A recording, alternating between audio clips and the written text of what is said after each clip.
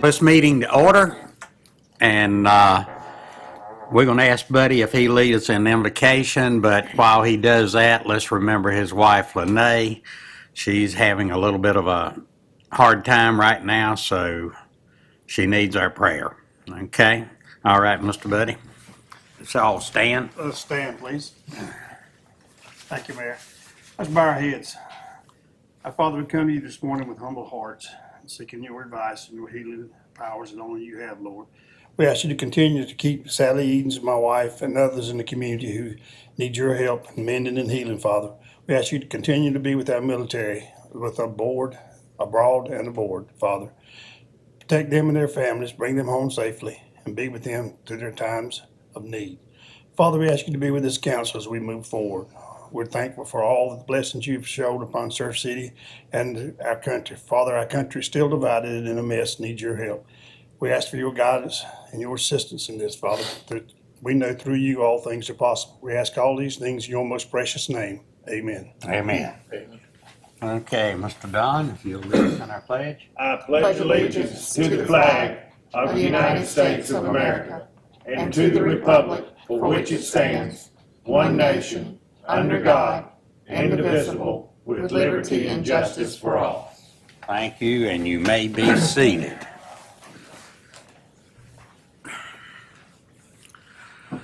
Okay. Approval of agenda. Do we have anything that, do we have a motion that needs to be? I make a motion. Mayor, I'd like to make a motion to add an agenda item for discussion concerning the town's position on taking the streets over. Okay. Do I have a second on that? Second. Okay. All in favor, raise your hand. Okay. So we're going to add that to the agenda when you want it. Start with the first of it or last? We'll add it as item number 8. We'll be fine. Okay. I had it as item number 8. Do I need to make a motion to approve the agenda? Yes. I make a motion we approve the agenda with the add-on. Number 8. Okay. Number 8. Have a second? Second. All in favor, raise your hand. Was number 1 removed? Huh? Was number 1 removed? Yeah, so on your computer is the Okay. Okay. updated Okay. agenda. Arbors Road package is removed. Okay. So it should begin with de-annexation request and conclude with streets discussion. Okay.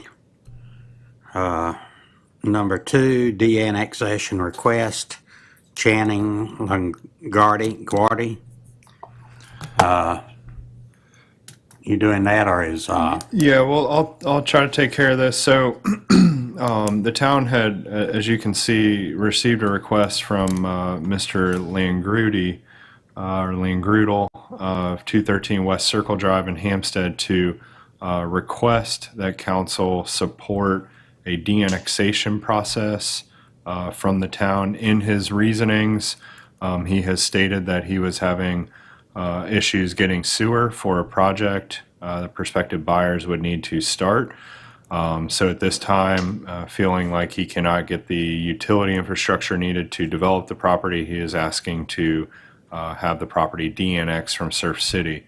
As a reminder, town council does not have the ultimate authority on that. Typically, it's brought to you for support and then forwarded along to the General Assembly or our local legislators for a local bill to remove that property from the town's corporate limits.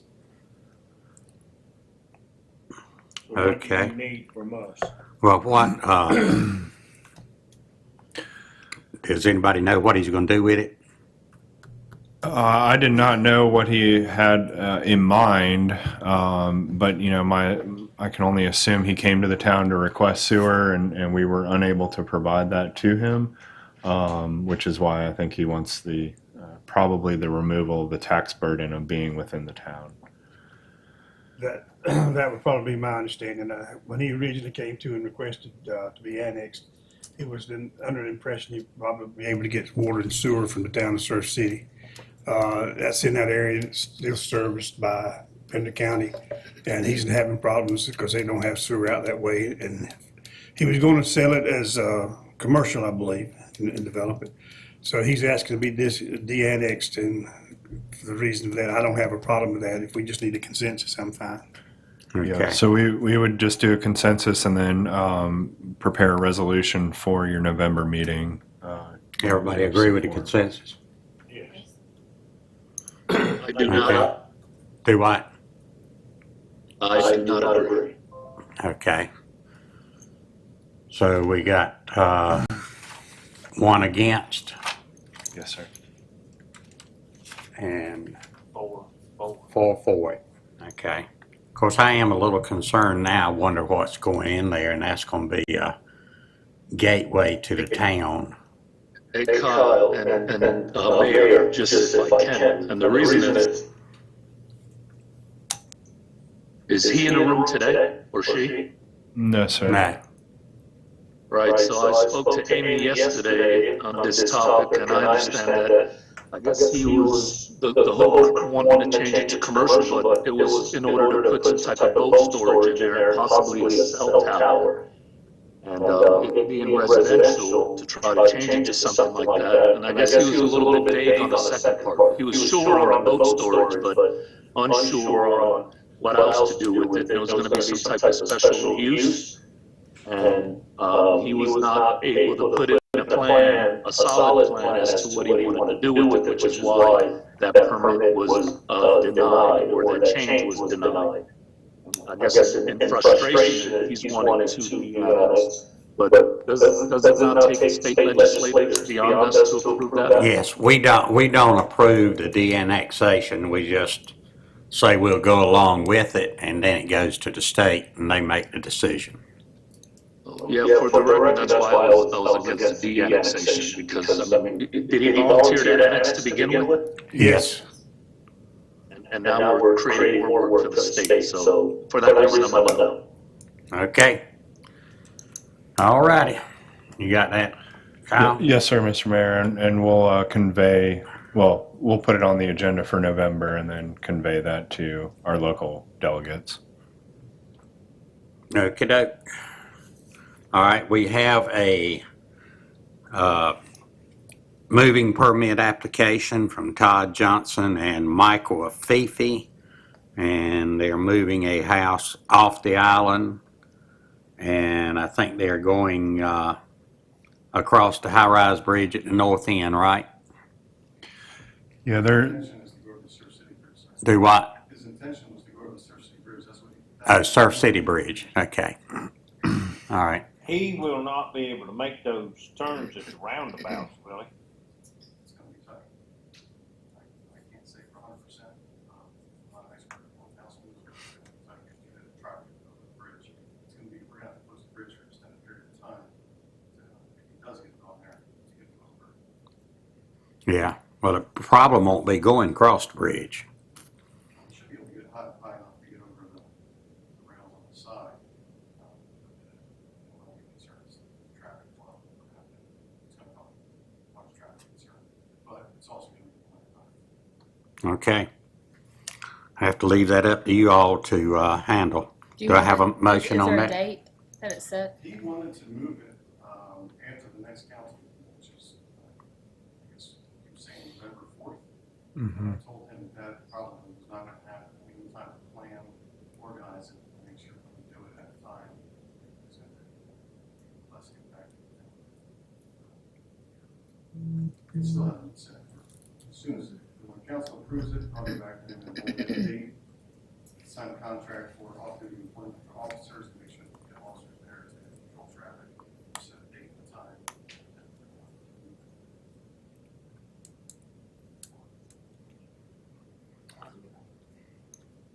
Okay. Now,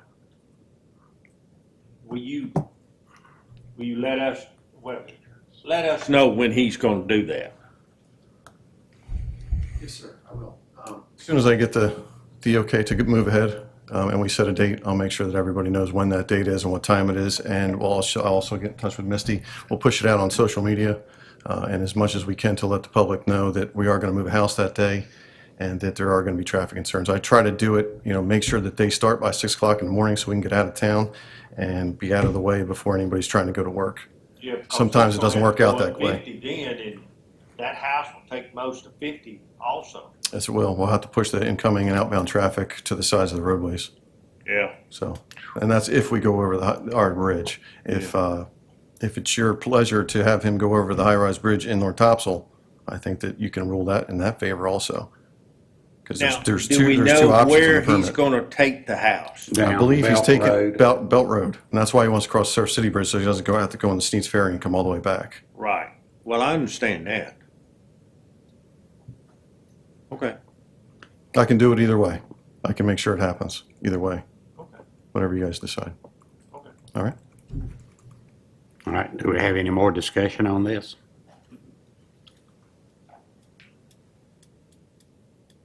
Everybody, well, we don't vote today, right? Vote at the meeting. It'll get put on the November meeting. Yeah, that's right.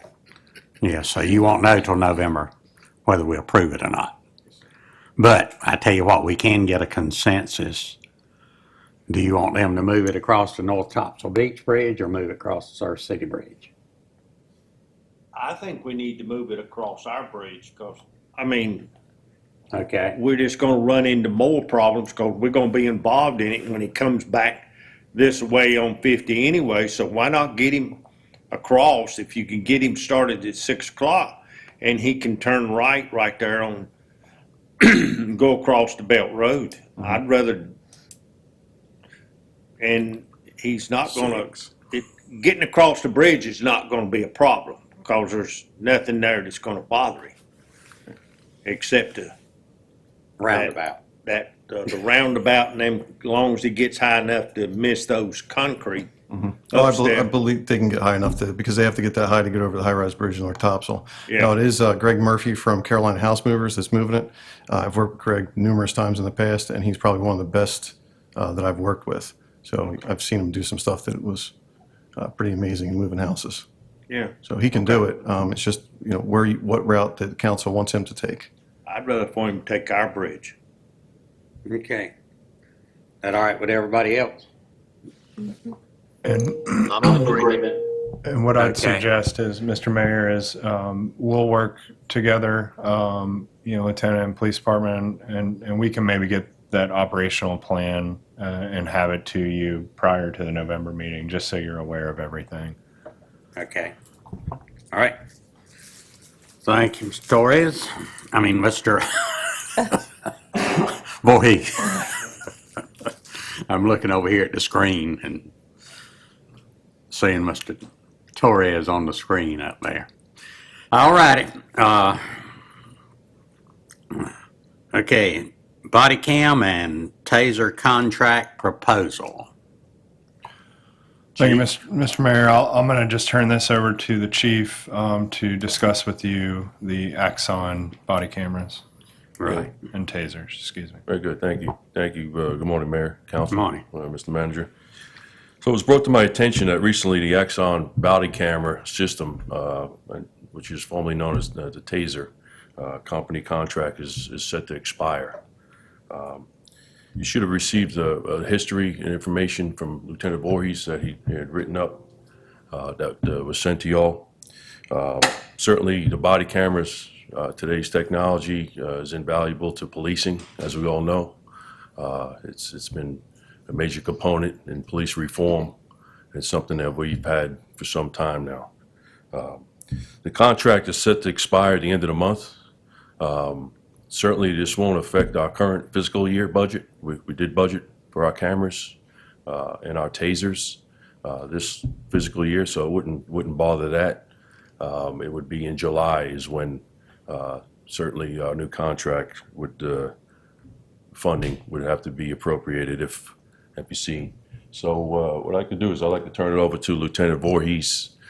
He's basically dealt with this company for some time. He put a good program together. He wrote that document, and this is right up his wheelhouse. So I'm just going to turn it over to Lieutenant Voorhees and let him answer any questions or anything he may have. Good morning. Like Morning. you said, there was the proposal that I wrote up that was in everybody's packet. Right. For the record, I'm going to go over that proposal real quick. It should only take a minute, and then I can answer any questions that you may have afterwards. I also want to add that I am a factory-trained TASER instructor and the one that does all the contracts with Axon. So I'm pretty familiar with the company and everything that they do.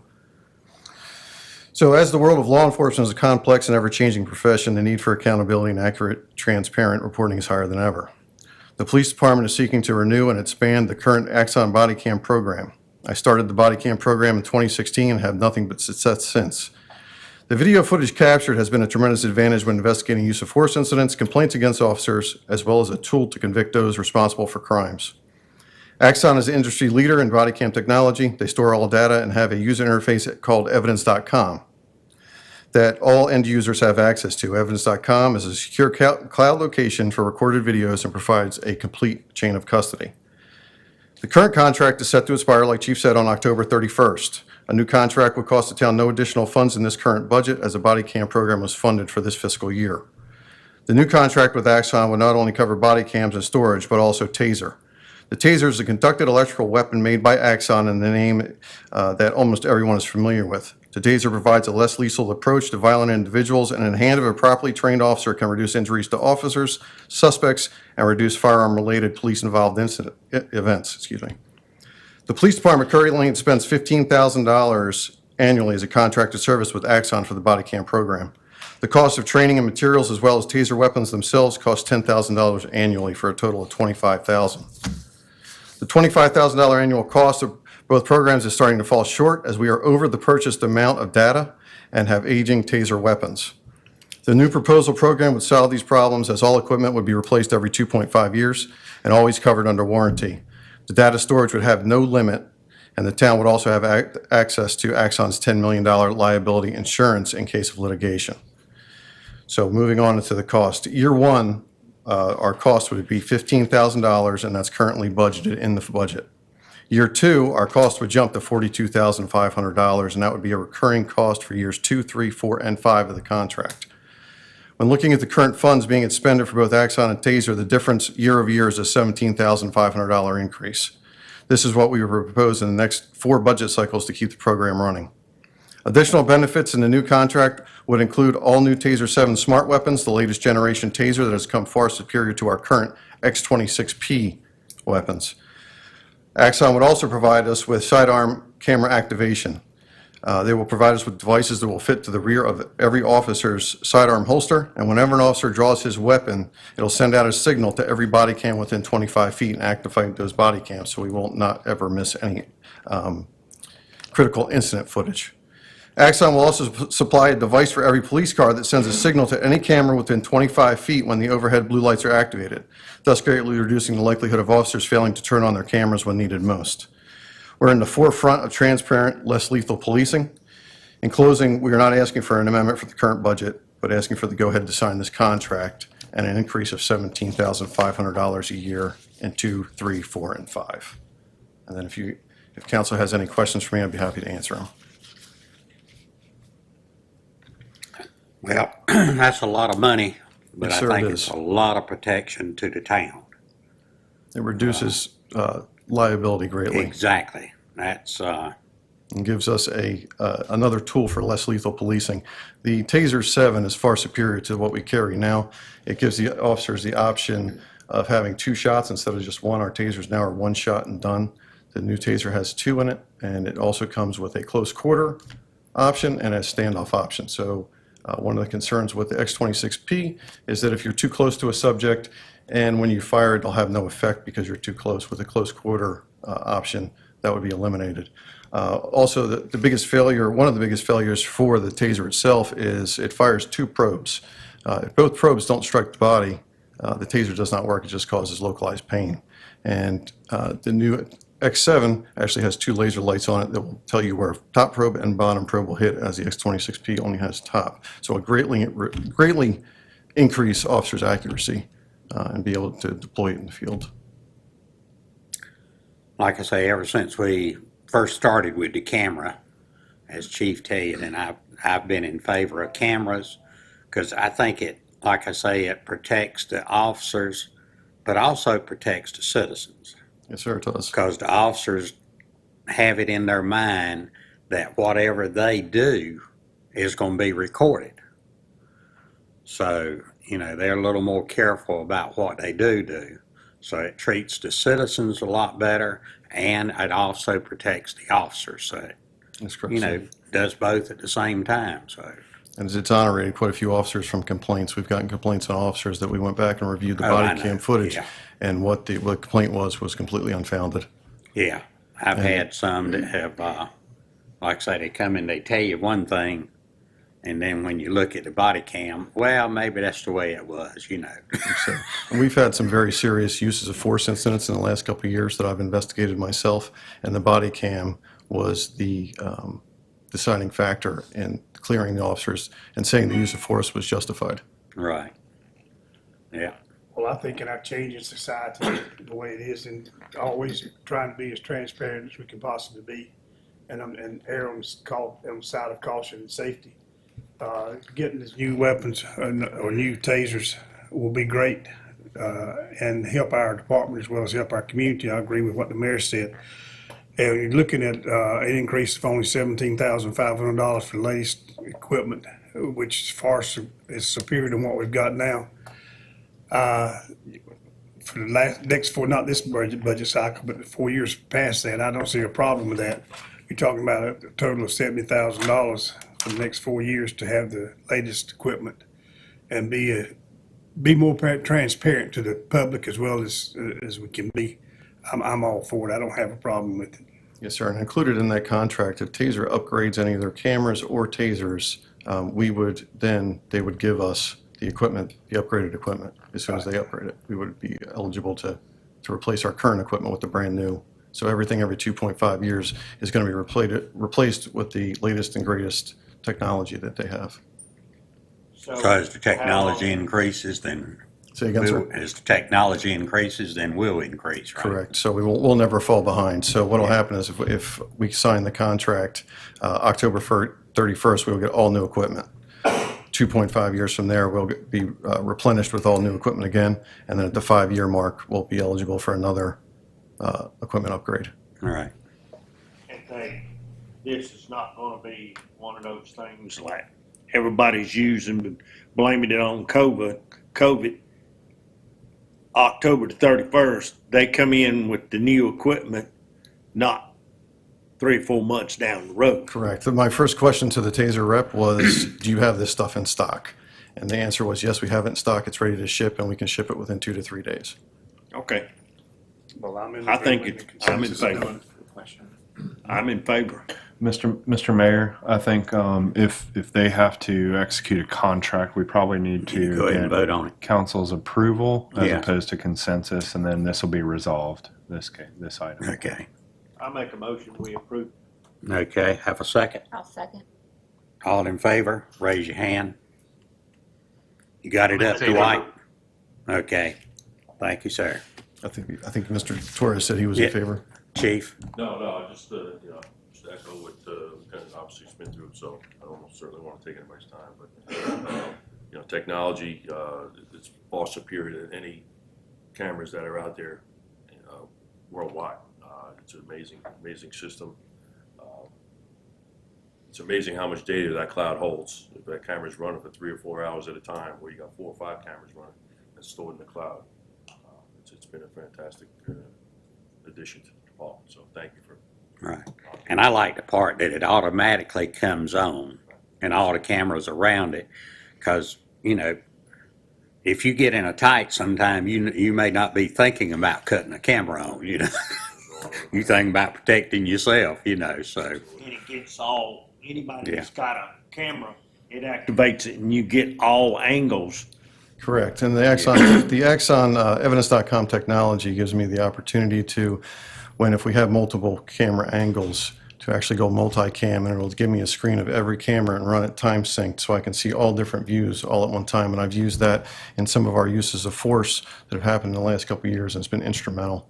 It really has. And, the investigation would have been much longer, much more drawn out, would have opened us to civil liability.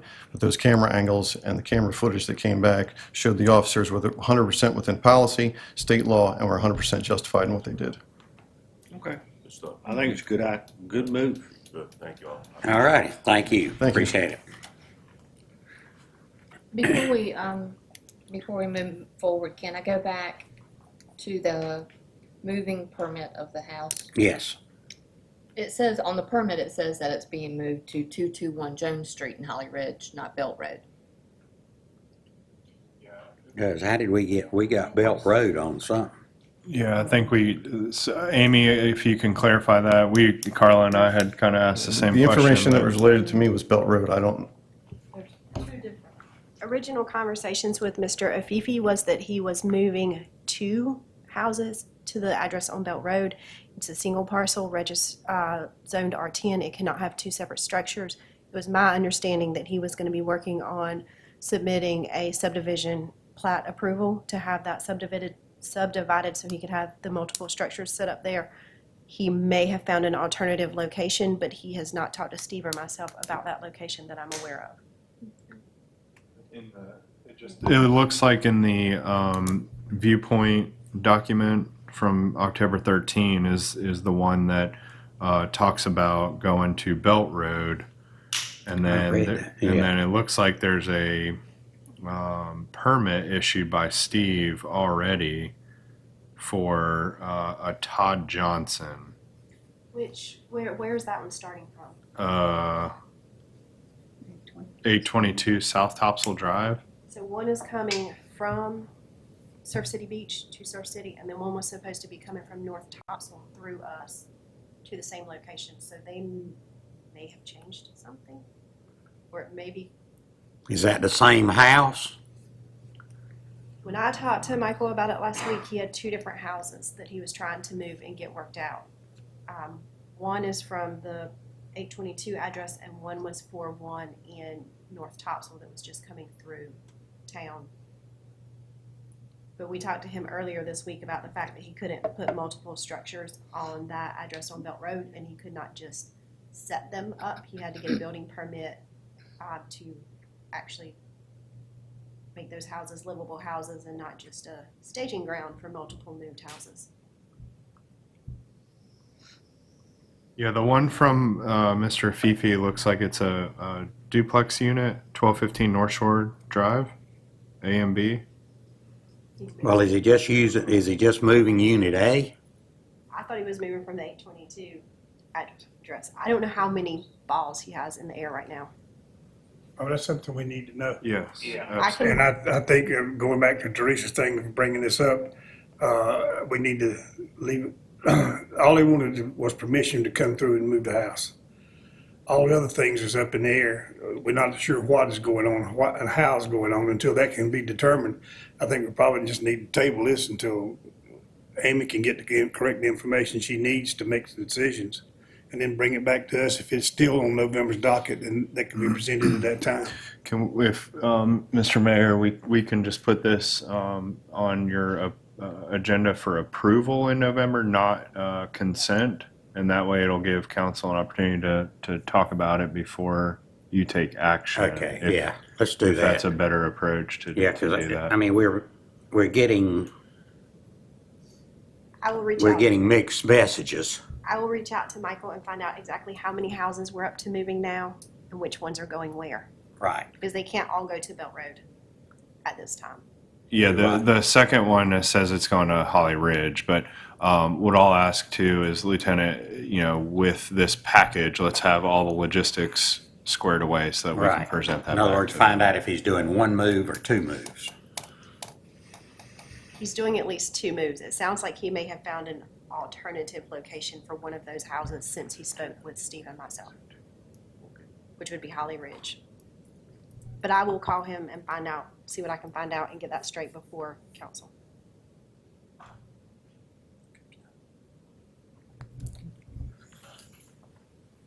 Okay. Thank you, ma'am. All right.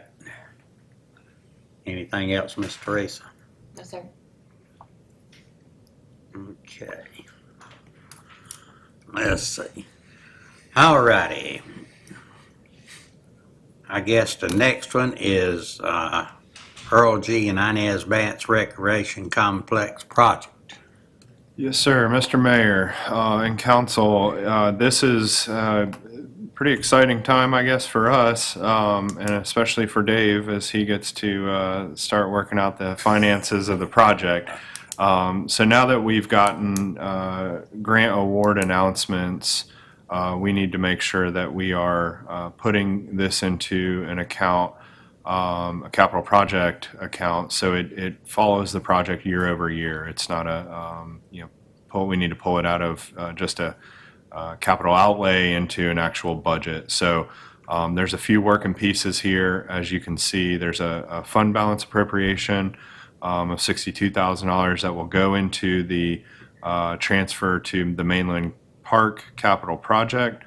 And then you start getting into the expenditures and revenues to document the incoming grant awards, which is followed up on the second budget ordinance amendment document. And then finally, the third is that next transfer, and ultimately everything going into a Fund 50 account, so that Mr. Merritt can start moving forward. One being funds that were already appropriated within the budget to be used for immediate expenditures such as site design, getting it ready for permitting, and then the improvements and payback for the actual land will come back out of the grant. So I'll certainly welcome Mr. McCall up to the podium if council has any specific questions, and also Mr. Merritt to back that up as they've been working together to try to prepare everything so that they can start moving forward on the project. Okay. All righty. But we don't need to do anything on this right now, right? Mr. Merritt, what's your expediency on spending money? Contract, do you need to sign contracts? Do they need to approve it today?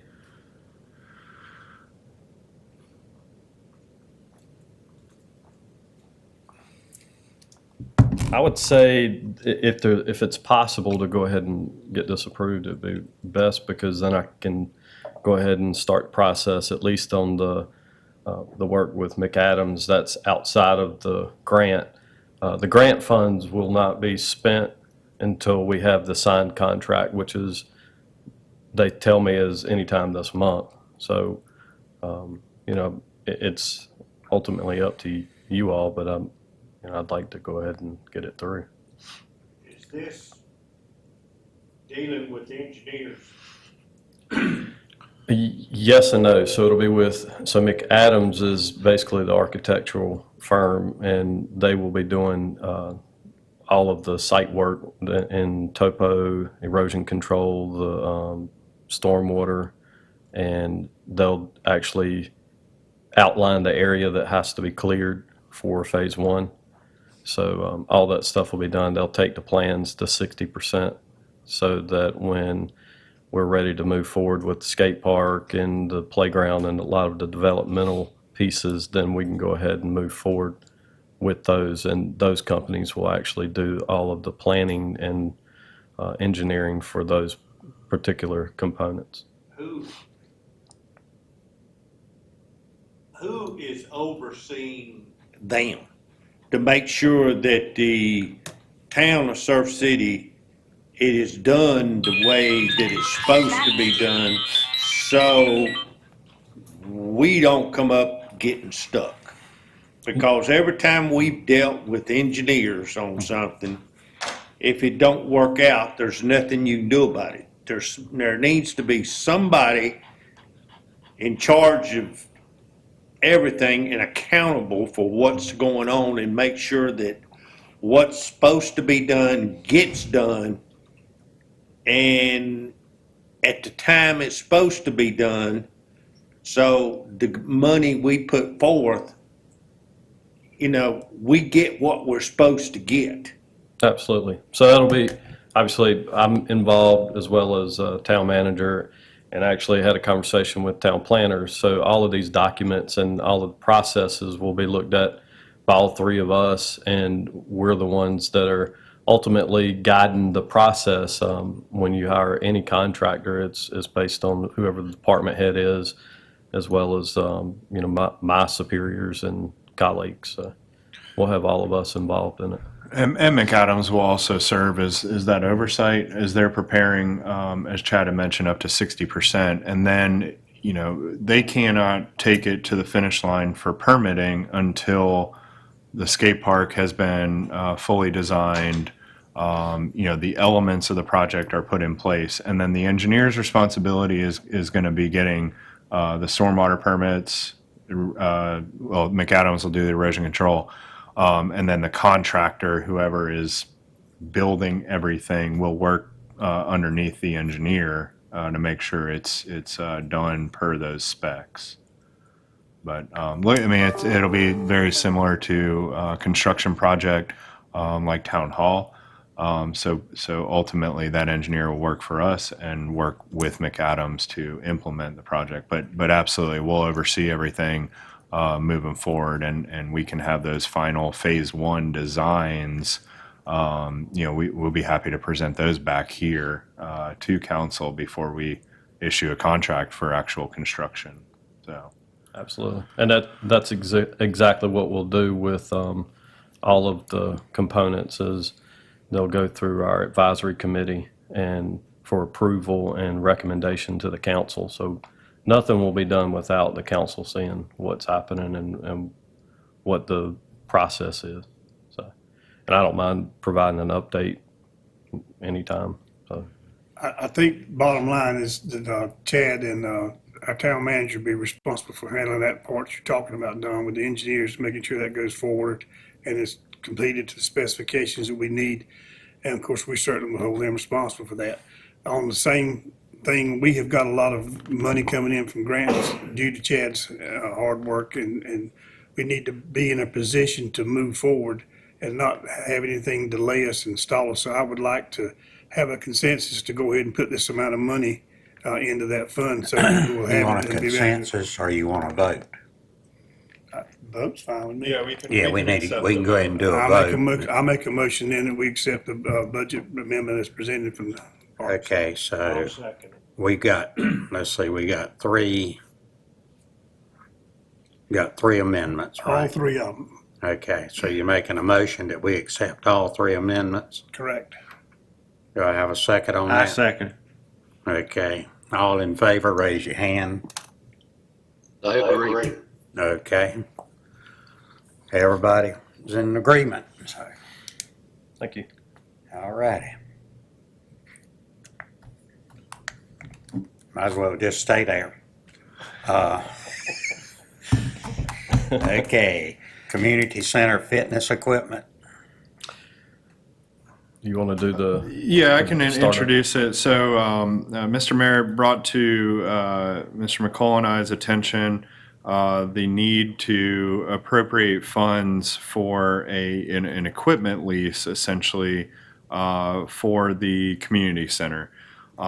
This was discussed during the budget process, however, not included. I don't think that was done on purpose to not include it just for a balanced budget. I do. I know we have the funds to be able to appropriate this, and the bigger project with this is that this gives us an ability to share sort of our equipment and give the older equipment over to departments that can use it. For example, a police department in outfitting their gym. So that's essentially, in a nutshell, what's going on here. We do need the appropriate fund balance, and Chad, this is not a year-over-year thing. It's just an individual year, or is this a multi-year project? So this would be it's a lease. So the first lease that we did was, I believe, a 3-year lease. And we kind of have determined that we can go a little bit longer than 3 years. So we looked at a 4-year lease program for this coming up. And that's what this amount reflects. The lease program is, obviously, it's a buyout. Typically, we can trade that equipment back in if it's in good shape. And that reduces the amount as far as what we have to, finance through the leasing. But he's exactly right. The plan was, and the ultimate goal was when this building was built, the timing was that we would be coming off of our lease with the equipment, and the equipment that's still in good working condition would go over to the police department, and the fire department has shared some needs too. Some of that equipment, for what they use it, is going to last a little bit longer.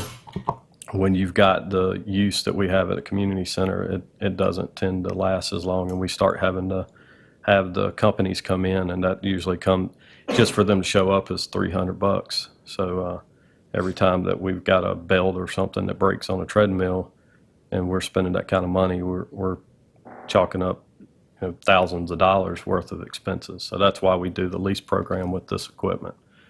But that's kind of where we're at. We're just trying to renew this, use some of that equipment for the police department and the fire department that's still usable. So you're talking about going with the 48-month lease, Yes, sir. which is roughly $4,000. Yes, sir. Okay. I have a question, if you don't mind, about the. So I'm not a. I can be corrected at any time. I'm not a big leaser because I don't like paying interest. I don't like paying. So what you're saying is that you have the difference between paying it off. The difference between the lease is about $20,000, roughly on the payments. I'd have to roughly. look at the So you're payments. saying it costs us $20,000 to fix our equipment throughout, because that doesn't make any sense. A belt doesn't cost. I mean, if a belt breaks, I'm just saying $20,000 is a lot of money. Wouldn't we rather pay for that if we have out of the general fund, pay for it, be done with it? And I'm just asking. You can do that. It's about an $80,000 one-time pop. So we're looking at $80,000. Once we purchase that, then we're responsible for any of the mechanical issues that go because of manufacturer defects. You have a little bit of a warranty for like a year, but after that, if some kind of electronical component goes out on a piece of equipment where we're trying to save the interest and all of that, now here we are paying another $3,000-$4,000 for the same piece of equipment, and that's where it is. Is the equipment warranted? I mean, usually when you buy something, equipment's typically warranted. It is, but not for 4 years. You might get a year warranty. Is the only thing I'm asking is the cost, is the interest more or less than is what I'm asking? Because this isn't pennies, this is thousands. So are you going to spend the difference in the interest is a question on maintenance? I would have to look that up. I don't have those exact figures on me. I can tell you that, once you trade it in or you put it on whether it's Gov Deals or whatever, you retain those funds back, and sometimes a lot of times over that. So we don't. Yeah, we come out having to do that just to pay the interest, just to be able to get that insurance that, hey, for 4 years, if something crazy happens to this piece of equipment, then that leasing company has to come in and fix it without charge. But a normal wear and tear, just like any equipment, or if you lease a car, I mean, you still have to do the oil changes. Right. Well, we still have to do basic maintenance for that. And if something breaks because one of the patrons does something that they shouldn't, then we're going to have to cover that. So, it's always been better. I know it's not fun to pay interest, but that insurance on equipment that's used like that, it can add up. So you take the chance. We may not have any kind of expenses from maintenance on any of them, and that's great. But if one of them does have issues, it can cost us probably more than what we pay in interest. Okay. What does he need now in order to go on with his? This one I don't feel is an immediate need, so a consensus to move forward. And if there is additional information that we can provide to council, We'd bring it to the meeting. We'd be more than happy to make sure that is in your packet. I think we'll have to go back beyond past year because we didn't really get a lot of equipment usage with the gym being closed essentially. So I'm sure that they can pull some of prior expenditures from prior budget years to look at what some of those costs are. But we'll take a look at it, and with the help of Dave, I think we'll get something squared away for you.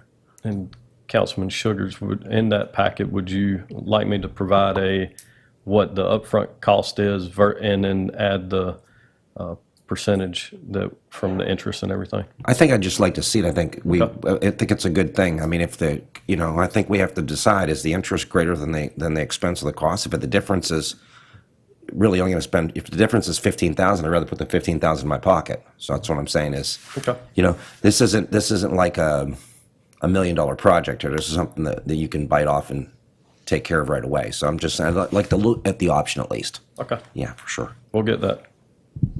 Thank you. Okay, do I have a consensus to let him go ahead and get this and bring it to the meeting? Yes. Yes. Okay. All righty.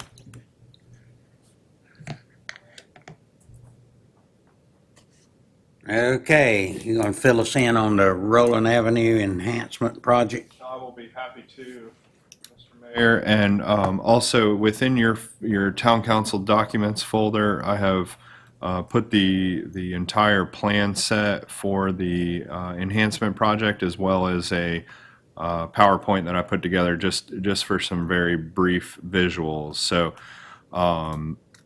understanding that this project has been sort of lingering last couple of years. Mayor Pro-Tem Fowler had brought it up, hey, maybe we can get an update on this, and I apologize because sometimes I forget that you guys probably didn't get these updates as the project had started before I came in. But the Surf City Enhancement Project is a residual project from the bridge construction, or Surf City Connector, Topsail Island Connector project. So with TIP projects like this, there's a certain amount of funds that are set aside for enhancement. And what that means in Surf City is landscaping of both roundabouts, hardscaping along Roland Avenue, as well as landscaping, and then also lighting along Roland Avenue. This is just the cover of the plan set.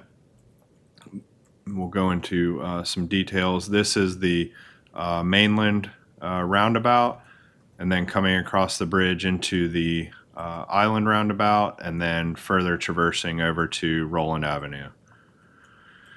So the mainland roundabout and the residual land where there's a stormwater infiltration basin includes landscaping as you enter the roundabout from the mainland side onto your right.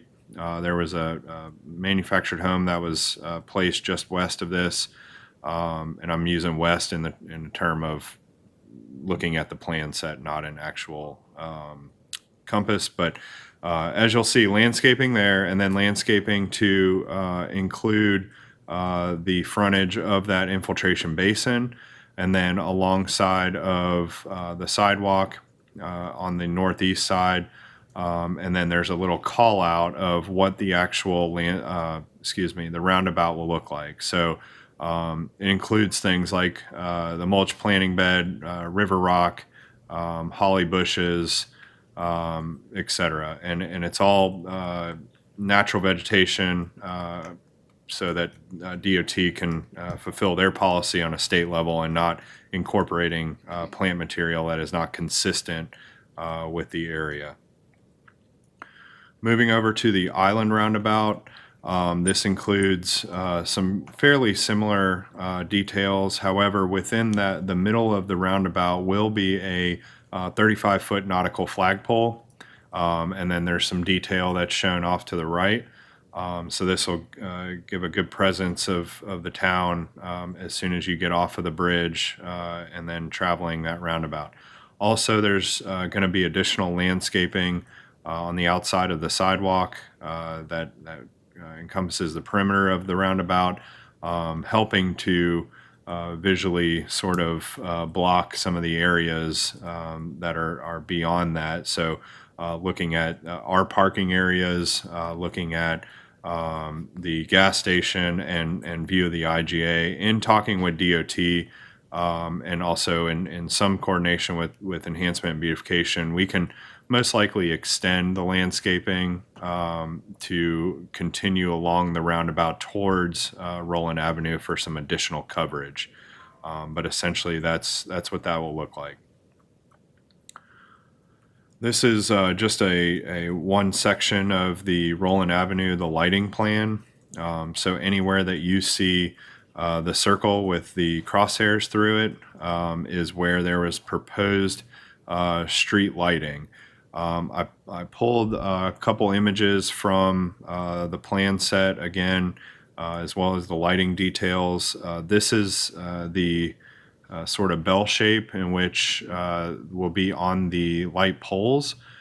This is the light pole design in which the town had decided to move forward with. So it's a double gooseneck pole with lights on it, and then within that pole, we did specify that we wanted to make sure that there is an electrical tie-in, so that when we do Christmas lighting, that we would be able to incorporate that down Roland Avenue on those street lights. This is just a detail pulled again from the plans that you have in your folder to show you kind of what some of the alcoves or areas of landscaping and hardscaping would look like along Roland Avenue. So this includes things like benches, planter beds, again, some more rock, grasses. They'll be doing concrete stamping along the sidewalk, having large concrete planters, really making our Roland Avenue area look really good at setting the tone for town. So with that being said, it's been about 2 years since the completion of the bridge, and DOT has had I would say a troublesome times with this project due to the overall cost with it. So I've been working with DOT since I've been here, essentially to try and make decisions to be able to move the project forward. I had noted to council some of the issues that we were seeing, and as you can imagine, the cost has been the large driver of some of these concerns. We have a lot of utilities that run along Roland Avenue. That is our gateway for our utilities to the island, dating back to the swing bridge and just our access to Surf City Island proper per se. So investigation, our utilities department, Price and his team, really good working with DOT to try and locate some of those utilities so that we can try and avoid conflicts, trying to find alternative methods for footers on the lighting. That was a challenge. The initial design that they had provided was going to be very bulky below ground, which caused problems. So it's these back and forth and trying to navigate some of the challenges with the project, is what we've been trying to work with DOT on. So we finally got the project to a point in which bids could be prepared and go out. They had several contractors that attended the pre-bid conferences to attend, to ask questions, get those questions answered. The town was represented at some of those pre-meetings. And then when it came down to bidding, DOT only received one bid. That bid was about 150% higher than the budgeted amount for the overall project, which is at about 1.4 million, 1.3 million. The bulk of that bid came with the lighting element, and what they felt was, in discussion with DOT, is that with two very separate and distinct elements of this project, the landscape, hardscape, as well as the electrical and the lighting, having one prime bidder on that was probably driving the cost up, because you're getting that prime and and they're trying to get numbers from a sub. That sub's going to make sure that they're covering their costs and they're making profit. So what the ultimate decision is let's move forward with the landscaping element. They're going to bid that as a separate element of the overall project, and try to get us moving forward. We do anticipate that element of the project still being very costly. And what we've sort of talked about is if we cannot get the lighting element of the project within that budget, let's go ahead, get the landscaping bid out, awarded, and completed, and the funds reserved from that project we can put towards the lighting in some sort of transfer to the town, and we could potentially budget this for a future capital project. Those funds would be directly tied to the lighting element shown on Roland Avenue. DOT wouldn't be just cutting us a blank check for whatever we want to use those funds for. So they've got to ask a few questions to see if they're able to do that. But I did, want to give you all this overview and let you know that DOT is moving forward. However, they're going to try and move forward with the landscaping and hardscaping elements of the project. And then we're going to have to figure out what the bid comes back and what monies we have left in reserve in order to determine if we can execute the lighting element of the project. So we did feel that the landscaping and hardscaping provided a larger benefit than lighting at this point. We do not want to abandon the lighting element of the project, but that might be put on hold. So that's good news is the project still will move forward. The bad news is that we're just sort of in limbo until we can know what the true costs are going to be for the landscaping and hardscaping element of the project. So more than happy to answer any questions that council has in regards to the project, and we want to make sure in coordination that this doesn't have major impacts to our tourism season. So we'll try to work on scheduling with the project moving forward. Do they feel like, does DOT or are we into it far enough that they've got a time estimation of how long it's going to take us to do the landscaping element of this project?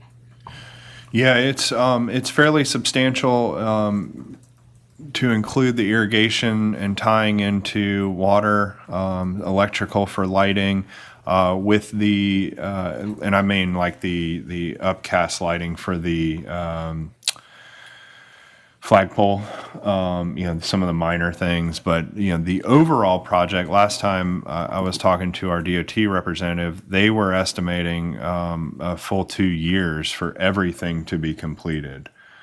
So just the landscaping and hardscaping, I don't know if I can proportionally say that it would take 1 year, as part of those elements. But, I also too know that DOT doesn't want to give me a time frame that they don't feel that they can meet. So I would say, 2 years for the overall project, but we would hope that it would come in before 2 years.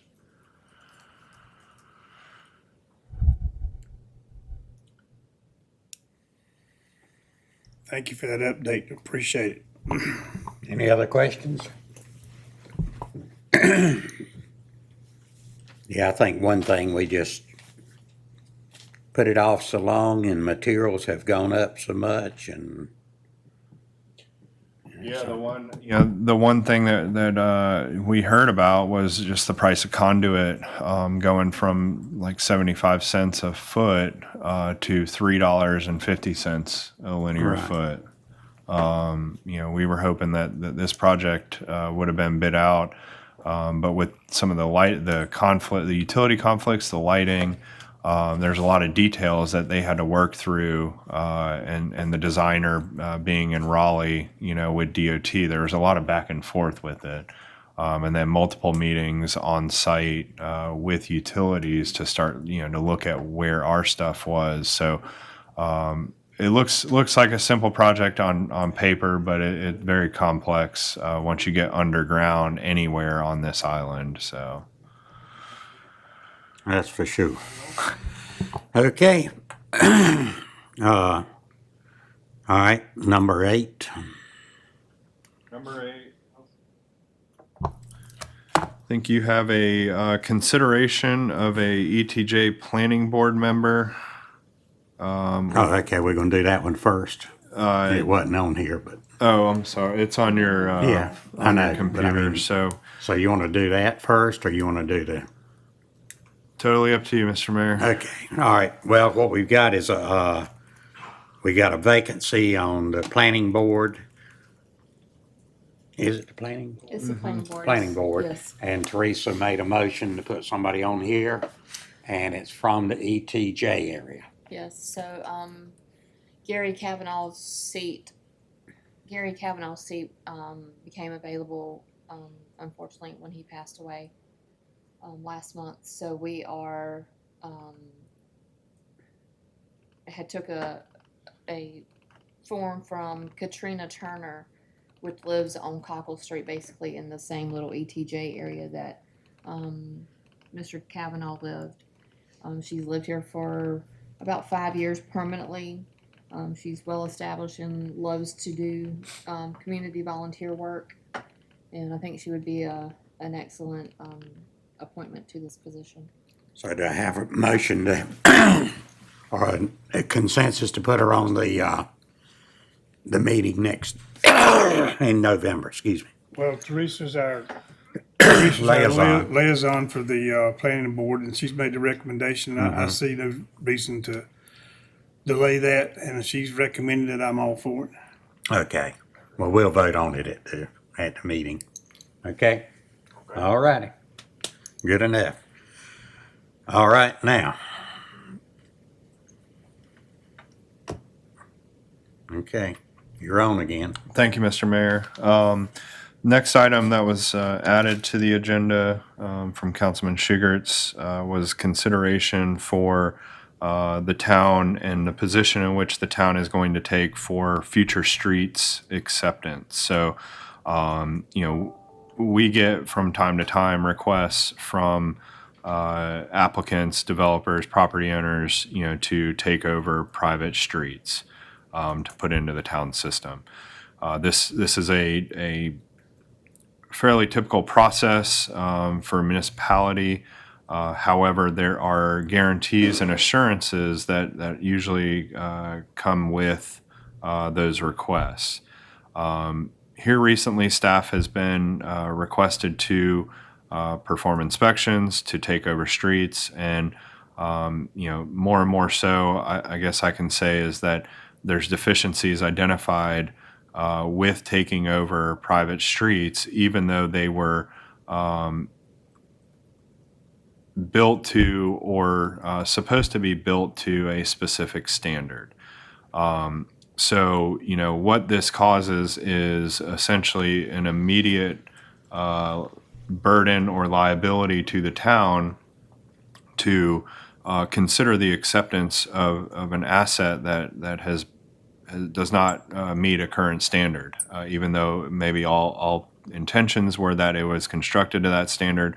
But we immediately are dealt with essentially a liability when it comes to programming improvements and putting forth expenditures and investments back into infrastructure that was provided to the town. So, if council is so inclined to direct myself to work with the planning department and our streets director to draft a policy that accurately reflects the vision of council in accepting or not accepting future streets, as you know, I'll be happy to do that. But I do think that if council is to make decisions on this or to not have to bring items to council for acceptance because the town is just not in a position in which we want to accept streets, then a policy can guide that, and we would be able to provide that on the front end to anybody that is potentially seeking acceptance of their private roads into this the city's system. So more than happy to try to answer any questions that council may have, but I do anticipate this to be a continuing issue as we move forward with any new developments that come into the town. And as we seek sewer capacity, we do have a pent-up demand for new development. So we are not sitting stagnant with our infrastructure. That's for sure. So. Go ahead, buddy. Thank you, Doug. With the developers coming in, developers are interested in developing the property and getting their money and moving forward. We need to, and the DOT, Department of Transportation, always has a minimal standard for roads to be built by.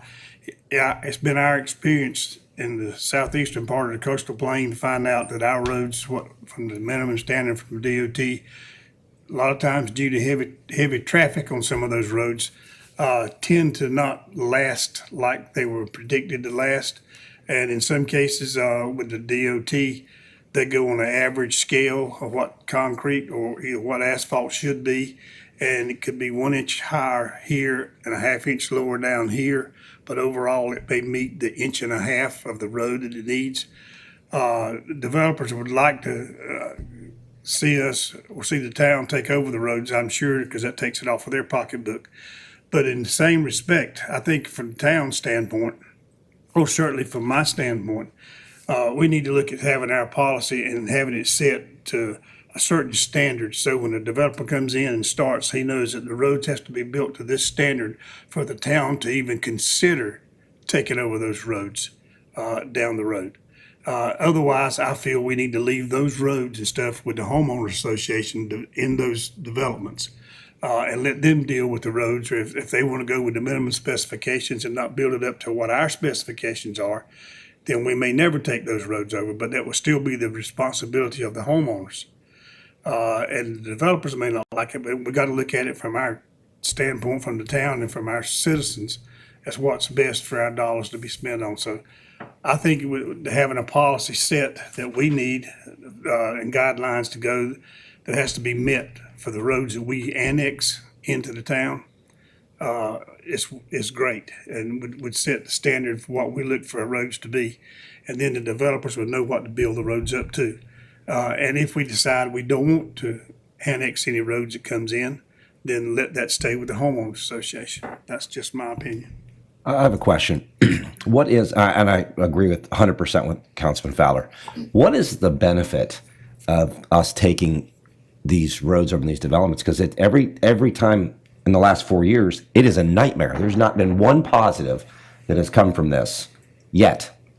Not one positive. What is the benefit for us? I mean, it seems like a nightmare every time we turn around. Sure. I mean, so there are some minor benefits of looking at this, and you can say that's not a benefit. I think it can be somewhat subjective, but some of those minor benefits include the assurance that a road can be maintained. It doesn't get to a certain point of maintenance or quality of that road that we cannot provide emergency services. If somebody let their road deteriorate to a point where we couldn't send a fire truck, send an ambulance, something of that nature, those would be potentials, because once a road gets to a certain point and those that are responsible for said road do not have the funds, have not been prudent enough to set aside funds, they're gonna come and stand right there and plead that you all take over these streets. Kyle, let me interrupt. I have a quick question. Isn't that the developer's responsibility to put money in escrow? Isn't that their responsibility to do that? It's not a requirement. So responsibility and setting aside funds for long-term maintenance should be done if a developer is going to turn that over to an HOA for long-term maintenance. And when done correctly, and there's a pot of money in there assigned to the basic lineal footage of roadway within development, it can work. But then again, you're dealing with HOAs that are constantly in flux with new members, et cetera. But yes, it can be done. And then the other option that is always on the table, even though DOT does not want to necessarily accept any new roads, but roads can be built and designed to a minimum DOT standard, and you work with the district engineer to potentially perform the acceptance into the state system. So therefore, that road becomes essentially a state road, and we have a mixture of state and private and city roads within town. But that can be another option in which a developer pursues, as opposed to going down the HOA maintenance side of it. But there has to be a certain amount of houses built on that road before they can initiate that process. But they can keep DOT involved in the entire process. They're reviewing the plans. DOT's coming out and doing inspections. But they're going to be pretty strict, mainly from the aspect of drainage. I think is going to be one of their number one indicators. And we already have in the town, a separation of what the town maintains and owns, and then you have essentially a private stormwater system that is permitted through the state that interacts with those roadways. So we see that conflict all the time as well. So it's a complex roads are a complex situation and complex issue. But really, what is the guidance in which we want to provide future development and existing development? Because we could have a private road petition the town to take it over. That's been around for a while. Moving forward, and we as staff can communicate that on the front end to set the expectation so that there's not a conflict then in the future. So Let me say something that Buddy said, and there was nothing wrong with what he said. If we're going to set a policy, the town, then we need to set a policy requiring these developers to do certain things. And we can do that if they want to develop in this town, if they want to make a subdivision and build roads and stuff. It bothers me that we don't make a policy that eventually the HOA has to do. No, that's not right. In my opinion, that's not fair. That's not right to the homeowners. Why should they buy a home, and they don't know all this when they buy a home, and then they come up with a HOA expense of maintaining a road, whenever we can set a policy that if you are a contractor and you come in and build a development, that you build those roads according to our specifications. Don't depend on DOT. They go on averages. No, we need to set up these roads and these developments to where the contractor is the ones that is responsible for these roads, building these roads according to our standards. And that way, when he leaves and moves on to another state or something, the HOA is not, and the people in the community are not stuck with the expense. And that's wrong, because we've had it in town that water and sewer projects would be done by the engineer, and he never maintained it. Then it's up to the HOA to fix the things. And then their HOA fees goes enormous in order to get the money to fix them. Well, I don't agree with that, because he's the one that's making the money. He's the one that's making all this money on these houses when he sells them. And if he's going to do that, then he can spend the money on the roads, and that way they're built to our specification.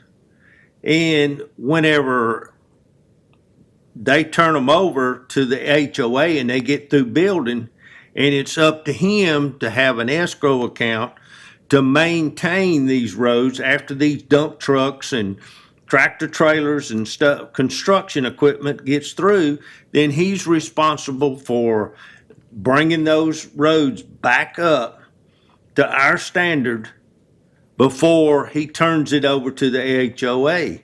We run into that same thing over in Dogwood Lakes when I was over there. And you've got to keep your thumb on these contractors. And the HOA is not going to do that.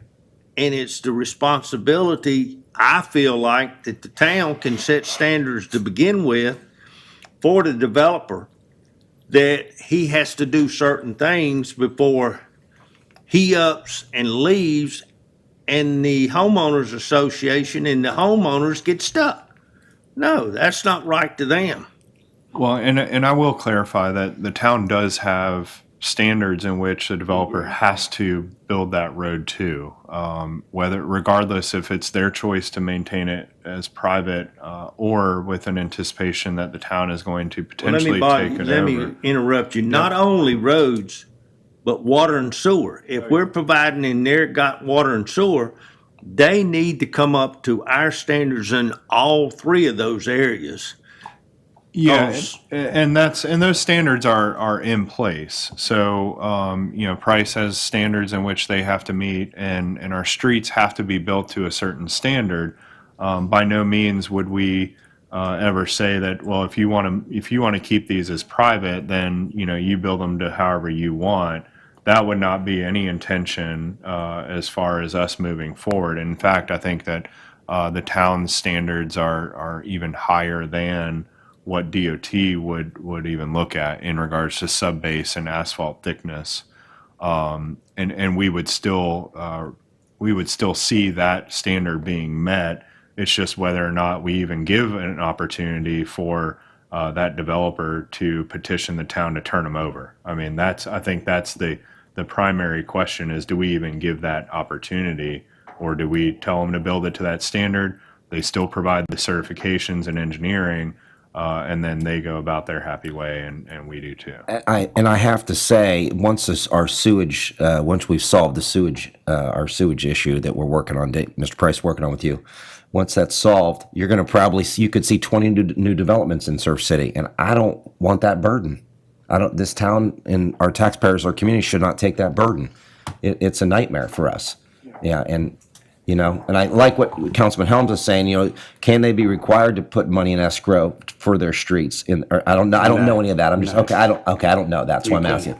That's the problem. Yeah. And there's also very strict. The General Assembly blesses us with certain things we can and cannot do, and development regulation typically is one that is always on the chopping block. In Raleigh. So even requiring a performance bond a 1 year after the fact, we cannot require that anymore. That was a tool in which we had, and we could hold funds for up to a year after they record a project.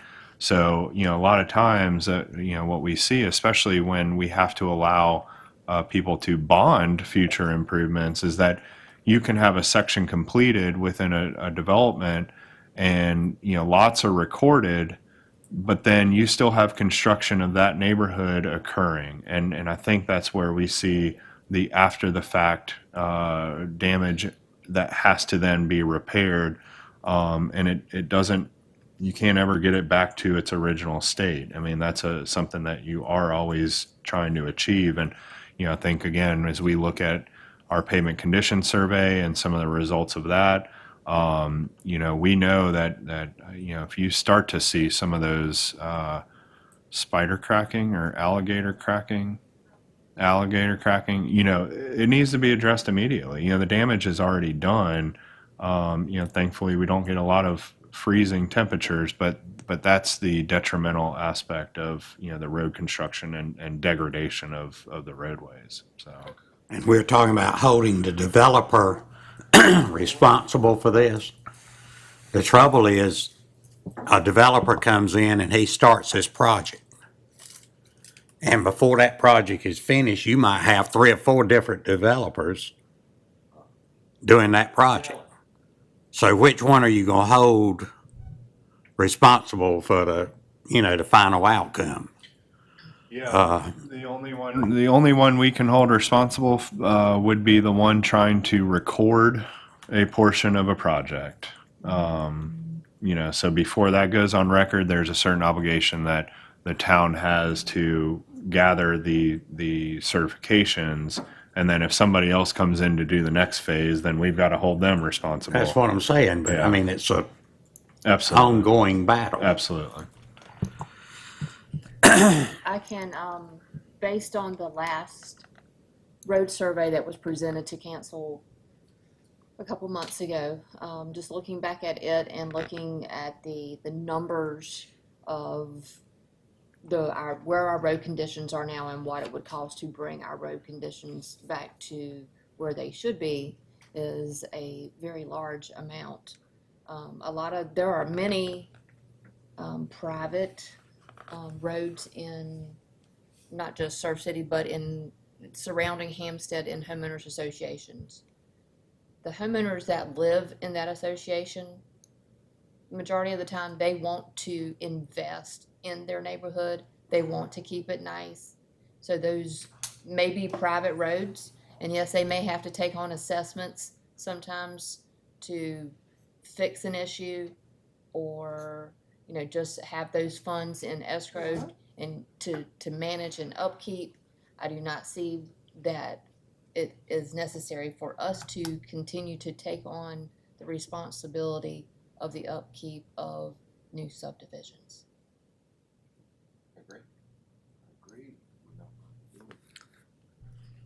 I will agree with Teresa.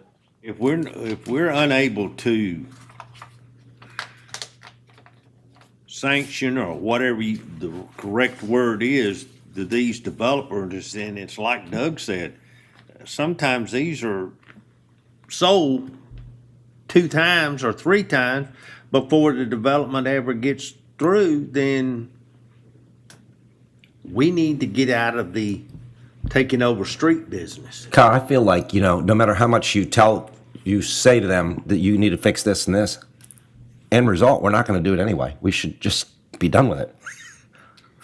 Why keep giving them the false connotation we're going to just be done with it? We're not going to take them over.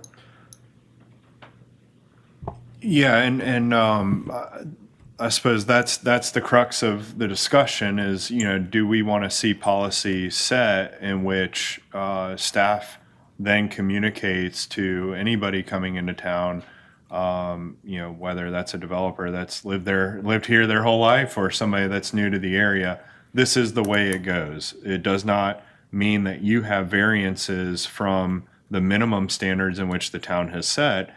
It's just that the town is not going to accept it, at any point in the future. So, and we can, through council's decision, we can enact a policy in which we can communicate those terms.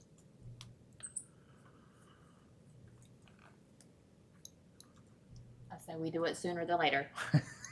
Okay. The only thing I request is, consensus from council to give me that direction, and we'll have something prepared for November for your consideration. And if it needs additional work, then we can look at it at the work session in November. But we would try to turn that around. And the premise of that policy would reiterate the standards in which they have to meet. That this does not provide any sort of outs, but it's also going to address existing private roads within town if they came to council for potential petition of taking over. Not even just new subdivisions, but if you had, we'll say A Street in town that's been there since the 80s, and you have 75% of the homeowners come to you, that policy is going to direct that response. So, How many agree with the consensus on that? I will agree as long as we don't give these developers an out to where they can just come in here and do what they want to. No, sir. We're not changing any ordinance standards or requirements with this. All right, Mr. Torres, what about you? Yeah, I agree. Okay. All right, Kyle, you got it? Yes, sir. So he'll bring that to us at the next meeting. All righty. I think that was about it, wasn't it? I think so. You know me, I can go on all day, but always something to talk about. But as far as your agenda, yes, sir, that's it. Okay, well, you got something else you want to talk to us about? No, well, just real quick, it does affect us and something that we'll want to move forward quickly with. Carla and I met with representatives of Coastal Transplants earlier in the week. I guess it seems like a long time ago, but yeah, Tuesday, and we are going to get some estimates from them as far as doing a planting project. And we're looking at the potential 50-50 split, the town and property owners for the cost of that, which takes it down to about 30 cents a plant, I believe. So they're going to do a survey of oceanfront properties. They're going to ride the beach and fly a drone and get us back that estimate so that we can prepare a budget for that activity. So if you do see something potentially, if we get the information back, we might need to add something on your November agenda to approve that. But I did want to make mention of that. And one thing we need is a price per foot of what they think it's going to cost. That's right. So we can let the homeowners know, you know, if they've got a 50-foot lot, how much it's basically going to cost them to for 50% of the planning of that 50-foot lot. That's exactly what we asked them to do is put that into a quantity amount. And then also the good thing about this is that they would set up the transactional opportunities through their website. Right. So the homeowner could get on there, pay, and correct me if I'm wrong, Carla, they would pay their portion of the cost, and then we would be invoiced for the remaining portion of it. But we do have to set a maximum amount in which the town is going to pay based on that survey. So that way I can keep Dave happy and not have an open-ended purchase order. So. Okay, that sound good to everybody? Okey-doke. Sounds good. All righty. I Anything? make a motion that we adjourn. Do I have a second? Second. All in favor, raise your hand. You in favor, Mr. Torres? In favor, yes, sir. Going back to bed. All right. Enjoy it. Is it